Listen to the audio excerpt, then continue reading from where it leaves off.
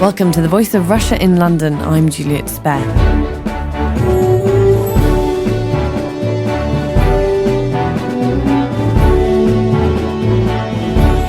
The debate in Britain over whether Muslim women should be allowed to wear a full veil in public has been reignited by recent comments made by a UK judge, a higher education college, and Home Office Minister Jeremy Browne. The Liberal Democrat MP told a newspaper that Britain should consider banning the Niqab, which is a full-face veil that only allows a narrow slit for the eyes. And recently, a judge in London ruled that a Muslim woman must remove her Niqab to give evidence at a trial in court. Joining me in the studio to discuss whether women should be banned from wearing a Niqab is Zara Faris, a researcher in Islamic studies, Julie Bindel, author and founder of Justice for Women, and on the telephone Dr Taj Hargey, the director of the Muslim Educational Centre of Oxford and an imam, and Nabila Ramdani, a French Muslim journalist who specialises in Islamic affairs. Nabila Ramdani, what do you think? Do you think that England should follow in the footsteps of France and Belgium? First of all, I have to say that I'm by no means an advocate of the full veil, but I fear that by calling for such a veil debate effectively, as has been the case in France, which led to legislation about banning the full veil in public places, then the danger would be that it's used as a device to attack Muslims and indeed Islam. And I personally feel that we're dealing with such a tiny minority of women wearing the full veil that the danger is that the debate will be hijacked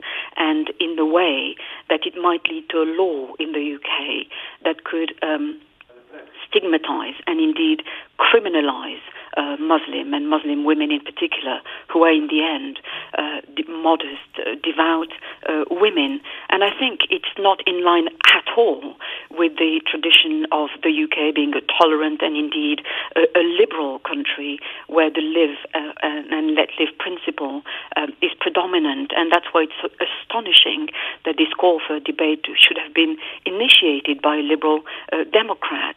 And it would be seen in the UK as a sinister intrusion of the state into religious matters. And I think by Jeremy Browne, the MP, calling for that debate, assumes an awful lot of things when he says, for example, that women are forced into wearing it. I have spent an awful lot of time, for example, in France talking to women, and that is an assumption that has no statistical basis whatsoever. So not only there's an awful lot of assumption behind his call for a veil debate, but also the pretext of liberating allegedly oppressed women from their alleged male oppressor is a spectacular display of false logic, because by effectively calling for a legislation which will ban the wearing of the full veil in public spaces, you will effectively be putting these women under house arrest. So that's a very spurious and indeed dangerous argument. Well, I think I'm going to come to you next then, Julie Bindel, author and founder of Justice for Women.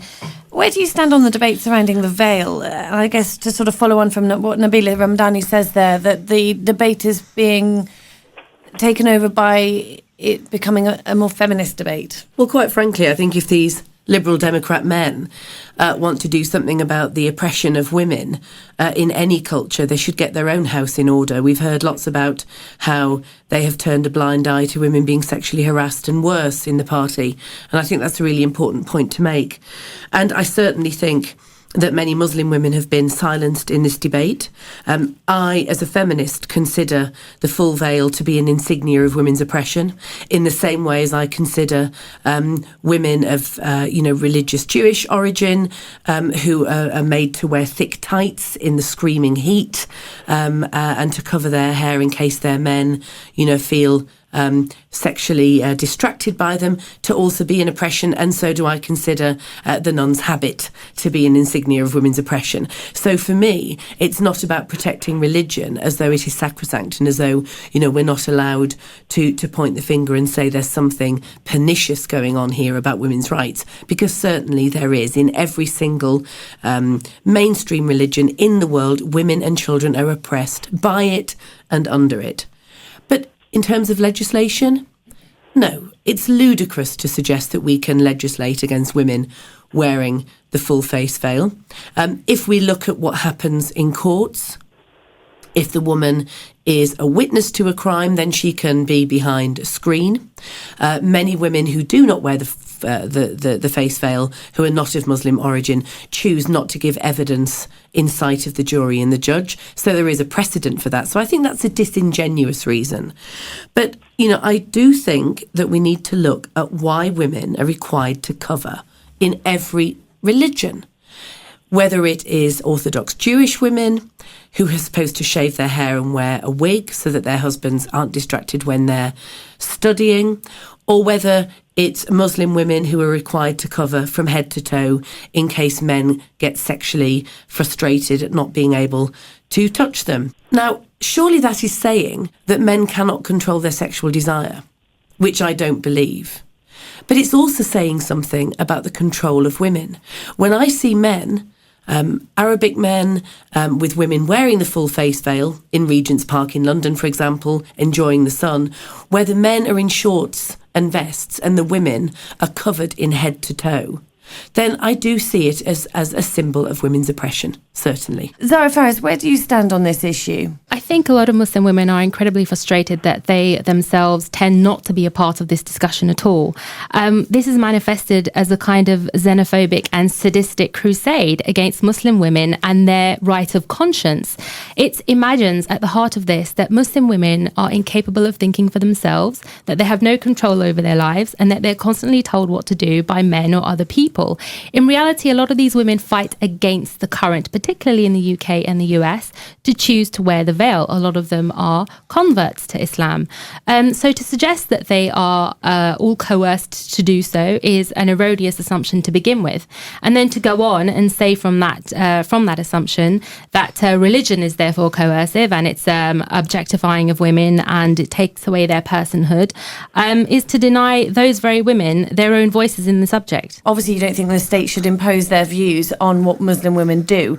And in what way, personally, do you think that this debate affects Muslim society in Britain? Well, essentially, what you're doing, what happens as a result of this is that the niqab or the veil, it then becomes a tool of oppression because women then, when they go out, they do feel demonized, they do feel stigmatized, they do feel more like they are posing some kind of imposition on society when all the voices around them are constantly giving off this narrative. And in particular, I do find it very strange that particularly the feminist ideology, which claims to be an advocate for women's right to determine their own lives and their own freedom of conscience, can then turn around and say, well, do you know what? I don't think you know what's good for you. I'm going to tell you how you should and should not practice or manifest your religion. Essentially, it's saying, don't be compelled by religion or the men of your culture. Be compelled by feminist ideology instead. Well, before I come back to you, Julie, I'm going to bring Dr Taj Hargey into the discussion. I wondered if you could let us know what your thoughts were on Britain possibly banning the veil in public places, the niqab. Well, firstly, I think we need to be quite clear about terminology. This, I don't call it a veil, it's a mask. It's a face mask. And we need to ask ourselves, where does this idea of face masking come from? Is it Quranically based? Is it from the Quran? Or is it a cultural thing? Now, many people, Muslims included, don't know that it is a device, a mask, that was first introduced by Cyrus the Great during the Persian Empire and then spread to Byzantium, and which was later then incorporated into Muslim culture and society. It has nothing to do with the Quran. This is the first thing. Now, if you ask these people, especially converts, and one of your speakers mentioned about converts, now converts unfortunately have a tendency of the new Catholic becoming more Catholic than the Pope. And whether it's born Muslims or convert Muslim women or who adopt a face mask, they cannot claim it is religious. At best, they can claim it's cultural. They have no evidence from the Quran that it is a requirement. The word burqa, niqab is not even there. For them to come out and say this is a religious requirement is both deceitful and duplicitous. Because, for example, one of the highest-ranking scholars in the Islamic world, Sheikh Muhammad Tantawi from Al-Azhar University, considered to be the bastion of Sunni Islam, he himself has ruled that the burqa, the niqab, the face mask, has nothing to do with our religion. Now, I don't care if people want to wear this thing, this tribal rag, as I call it. But then they have to be clear that this is their culture, it's a custom, but they cannot, under any circumstances, say it's religious, because that is a lie. And we shouldn't tolerate that lie. And I think, if they come up to us and say, listen, I'm doing this because it's cultural, I think they will be laughed out of town, so to speak. But because they come up to us and say it's religious, British sensibilities and sensitivities, they retreat from that and allow it to go. Now, I'm against the niqab, the face of a mask, for various reasons. First reason, it is, I speak as an academic and theologian, it is not in the Quran. There are some fleeting references to it in the hadith, the so-called supposed sayings of the Prophet Muhammad, recorded, compiled 250 to 300 years after his death, but it's got nothing to do with the Quran itself. Britain should bite the bullet here. I've been calling for this for loudly to 10 years, that we should ban it way before France came and Belgium came along. Why are we afraid? For example, this is a gender equal society. How come I cannot wear a balaclava and go down the high street or go to a bank or wherever? I would be arrested. But somehow for a woman that's fine on the basis saying that that's a religion. Either we are gender equal society whereby everyone can cover their faces or no one. We can't have it both ways. Thank you, Dr. Taj. Thank you. Now, Zara Faris. I just want to say that Taj Hargey's nonsensical spiel about why it's not in accordance with his own personal interpretation of Islam is frankly irrelevant. I can invent a new religion right now called Burkism, and it, a compulsion of that religion is that I have to cover my face. It's completely irrelevant to this discussion whether it's an interpretation of Islam or not. That will be my right of conscience and that will be my religion. Even under an Islamic code, you are duty bound to respect a difference of opinion, including other religions. I think Taj actually has much more in common with the Taliban than he'd like to admit, in that they both want to dictate what women should be wearing and shouldn't be wearing. You did mention, Dr. Hargey, it was more about the religious sort of choice to wear it. You didn't touch on a personal choice there. Any idiot can invent a religion like Burkism or whatever, but Islam doesn't allow that. Islam says the Quran is the final arbiter regarding what is religion. So, yes, some idiot like this woman can go and invent Burkism, that's fine. That's completely totalitarian, and Islam would actually reject your way of belief, and I can't believe that you are actually an imam of a mosque, and you're actually a leader of people. The Quran is very specific as to what is required. So it's irrelevant. Islam has a duty to respect Christians, to respect Jews, to respect Zoroastrians, to respect any other religion. Now, if women are banned from wearing the face mask at the Hajj during the pilgrimage, the most important, most sacred site in Islam, and if it's not required there, in fact banned there, why do we need it here? That's not actually accurate, actually, on the Hajj. No one is telling them to be immodest. But the face is a facial identity marker. We only know who someone is on the basis of their face.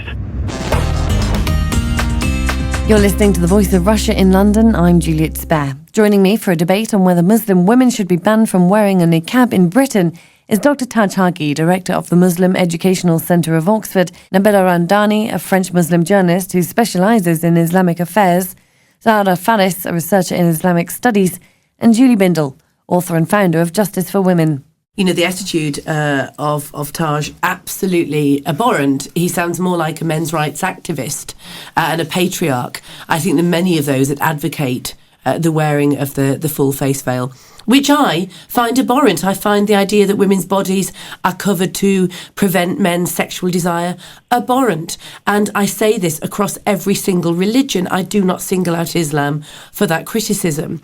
But what we have in the West, what we have in the South, in every single nation and country in the world is, I'm afraid, what is a cliche now, but it still stands true, the Madonna-whore dichotomy, where women are policed for what we wear constantly.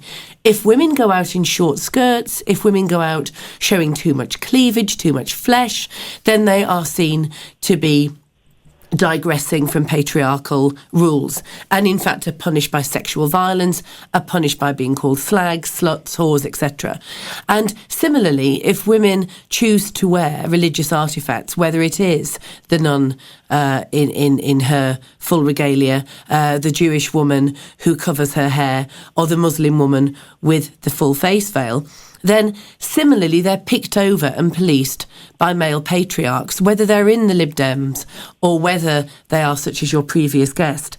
But what I think that we need to look at is why women's appearance and why women's clothing is constantly policed and constantly being viewed and positioned as to blame for men's sexual violence and sexually inappropriate behaviour. That, to me, is a far more important question than whether women should be allowed, under our law, to wear what they wish. And also, why don't we concentrate on issues that affect all women? And I reject the term harmful cultural practice, because that sounds as if the only violence towards women is committed by men out there from different cultures to white Western cultures. Why aren't we looking at the women who are killed on a weekly basis by men in domestic violence relationships? Why don't we call them honour killings? Why are we so complacent about convicting those that carry out female genital mutilation in this country of young women, of girls? So they're more pressing answers as a feminist that I'd like to hear. Nabila Ramdani, as someone who has gone through the changes in France, where would you agree at this point in this debate? Well, I think that the language of racism and stigmatization, especially when it relates to Muslim communities, is acceptable in France in a way that it is not in Britain. And I think that through allowing a veiled debate, the UK will become more and more like France. And I think that it has to be emphasized that the law in France, the so-called burqa ban, has been a massive failure, and it remains a very divisive issue. It pits communities against each other over what's in the end, in my view, a very petty matter, and it led to national identity debates, for example, being organized in town halls, in cities, and the Interior Minister's website was also open for the public to post comments, and it effectively led to bigots posting comments such as, to be French is to eat pork, drink wine, and not to wear a burqa. And that's on a government website, no less. And there are many people wearing the garment, and these women are they advance pretty, there are not many women wearing the garment, and these women advance pretty fair reasons for wearing the full veil. And in the end, it's up to them to decide what to wear. I think the argument, which has, again, no statistical basis, that men are imposing the burqa on them is spurious, it's misguided, and it helps perpetuate the myth of the sinister Muslim male figure lurking in the background, telling women what to do. But on a practical basis, I think what is certain is that in France, politicians have used very minor cases of women wearing the burqa to stigmatize Islam. And France, effectively what the debate has done in France is to take the dressing habit of a tiny minority of women and made out that Islam is an antisocial religion, and incidents of women being attacked and assaulted for wearing the niqab spiraled, with people taking the law into their own hands and attacking women who wear the full veil, or indeed the headscarf, which is not banned by law. And it has to be said that the media in France also were used to create the illusion of dark, faceless, bogey women, destroying the very fabric of French society, and that is absolute nonsense. So you're saying that actually, by continuing with the debate in the UK, we're following in France's footsteps quicker than we thought. The effect of imposing such a ban means that a lot of women that do go around with their daily business, they go to school, they go to the doctors, they go and run their daily errands, will effectively be unable to do so. They will then be a victim of oppression in the fact that the niqab or the face veil then does become a tool of oppression, but not by Muslims, by a state instead. And I also think, just to come back to something that Julie said earlier, I don't think that abhorrence of something is really an intellectual argument for the reason why something should be banned. I mean, we find a lot of different things abhorrent personally. some things are not in tune with our own tastes, that doesn't necessarily mean that the state should then, or I know you don't think that the state should legislate against them, but I don't think it's a good argument as to why people should not do something. No, neither do I. I absolutely agree. I think abhorrence is something personal, but it's also a very political issue, and I do agree with Zara and Nabila on the issues that affect women when men or when a state polices our freedom of what to wear.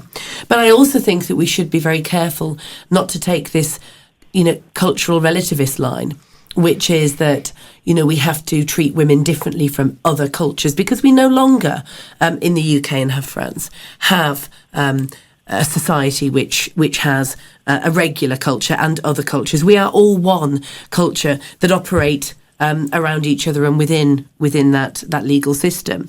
And I'm really concerned about people who support the normalisation of the full veil and the increased wearing of the full face veil as something cultural, because they don't want to be labelled racist.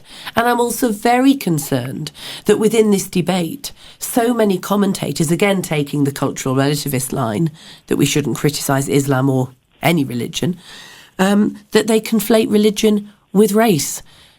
Obviously we know that Muslim is not a race. It's a religion. It's a chosen religion. It should be kept separate from the state. It is an individual person's choice. It is not the same as being attacked for being black or for being brown as a particular ethnicity. It is a religion. And constantly these two terms are used inappropriately. Taj Hargey, then, if wearing the niqab is not dictated in your interpretation of the Quran, do you believe then, having heard the perspectives of our panel here, that the government in Britain should be the people to dictate whether women wear that niqab or not? Let me rebut your feminist participant there. I'm no patriarch. In fact, I'm the only imam in the UK to allow Muslim women to lead prayers. So, I'm all for women's rights here. What I'm perturbed about is that when women come up with this notion that when they cover their face, they're actually doing what the Quran wants, what the religion wants. And this is wrong, because they've gained that perspective from who? They didn't get it from each other. They got it from male scholars over the years. So men invent this face masking thing. It's perpetuated by men, but it's practiced by women. So I don't have a problem if women want to cover their faces and wear a sack all day long, but they cannot be this untruthful about it. That's my issue. Do you think, therefore, that the British government should be the people to dictate whether women should wear the niqab? Well, what I'm against is that I don't want to live in any society where there's public anonymity from anyone. I want to see people's faces. We are talking about the 99%. Some people would say that religion is not really a choice. Once you have conviction in something, that is for you no longer a choice. Is these women deliberately take this choice to cover their face and tell to society, listen, I'm a better Muslim, or I'm a Muslim, or whatever the case may be. My issue is, why do they need external symbolism and rather superficial symbolisms to say that they are Muslim? Can't they just be Muslim inside instead of worrying about what's on their outside? Okay, thank you very much. Issue. Thank you. Zara Faris. Unfortunately, Taj Hargey's argument that, people should be free to do whatever they want, keep it in their home. Well, that sounds very much like a dictatorship where you can have any views that you want as long as you keep it in your home, Please do not misinterpret. This is not a misinterpretation. It's actually, it's taking your argument to its absurd extremes, which it already is. You're distorting my argument. Please be respectful of my argument. My argument is that yes, they can wear the burqa or whatever, but they cannot lie about their reasons for it, because if they say this is religious, prove it, I say. Taj, did you not stage a burqa burning celebration? Yes, because I want to say this is a tribal right. So then it's not about. So you're not saying that women can wear it. You're actually making a very strong statement that you hate it in of itself, regardless of the justification. To do with my faith, of course, I would respect it, but it's a tribal imposition. It's irrelevant. That is utterly irrelevant from whichever angle you're looking at it from. Whether you're looking at it from a secular angle, in which case women, like I said, they can have whatever belief they want. That is their freedom of conscience. From an Islamic perspective, you have absolutely no basis to attack women for wearing it and saying that they do so for whatever reason, because as an imam you have a duty to protect people that have differing views from you. And unfortunately I'm going to have to apologize to people that are hearing this and are going to get a terrible impression of Islam's what you're depicting as a complete intolerance. And that is absolutely unfair, and in fact it's a complete injustice. Wear the niqab, the burqa. I don't have a problem with that. You're not seeming to listen, but they cannot claim it to be religious. It doesn't matter what their claim is. It's cultural. It's they can completely claim it to be irrelevant. conventional. They can claim it to be tribal. I don't have a problem with that. But they cannot lie about it and say, this is my faith requires it. I mean, why are people afraid to hear this? For heaven's sake, what type of debate is this? We can't talk about it, frankly. If they play the cultural card or any other card, no one would take them seriously. The moment they play the religious card, people back off. I mean, we have to accept these things. Well, they're not backing off because they're actually discussing it at a state level. And I am all for freedom of women to wear the bikini or the burqa. I don't have a problem either way, the bikini or the burqa. However, I'm not going to say they can do it in the name of Islam. They're having the burqa in the name of Islam. And actually, the question the question I asked you initially was, you don't mind whether it's the bikini or the burqa, but do you mind if the British government are making a decision as to whether women should be allowed to wear it or not, the niqab? We rely on the government to enforce laws. So if it needs be that we don't live in a society where anyone is anonymous in public, then yes, the government should legislate. Right. Thank you very much. Nabila, someone with retrospective ideas, where would you think this debate should go, or should it just end now? The full veil debate is really now picking up steam in the UK, and this is exactly what happened in France a few years ago, as the rather inconsequential issue of a few women covering their faces became a polemic about immigration and indeed integration. And it's no coincidence that the veil debate is taking shape in Britain alongside worries about increased immigration. Let's not forget that the Romanian-Bulgarian influx is due in a few months' time, for example. Far-right parties are becoming more institutionalized and acceptable. So this debate is presented as a convenient, and the veil indeed is presented as a convenient problem which can be used to rally people against foreigners and immigrants more generally speaking. So I think there's a danger there of pitting communities against each other while opening a hugely divisive debate which could give vent to all sorts of hatred towards figures that are perceived as alien to British society. Thank you, Nabila Ramdani there. And finally from you, Zara Faris. In summation, I would say what I asserted at the beginning. I do think, much in agreement with Nabila, it is in a way xenophobic crusade to undermine a religious group and their way of life. I would also like to add something which I didn't get to mention earlier very quickly. Essentially, if those women are paying tax, taxation equals representation. They have every right to access community services and live the way other people do. In the UK, we are very, very far from being an equal society, and I want to support the right of women to wear whatever they choose. But I do think that we need to look at the harm caused by major religions on women's lives, and one of the harms is, of course, women being dictated to about what they should wear, either by religious fundamentalists or politicians. That was Julie Bindel, author and founder of Justice for Women. And I'd like to thank all my guests, Dr Taj Hargey, the director of the Muslim Educational Centre of Oxford, Nabila Ramdani, a journalist in France who specialises in Islamic affairs, and Zara Faris, a researcher in Islamic studies.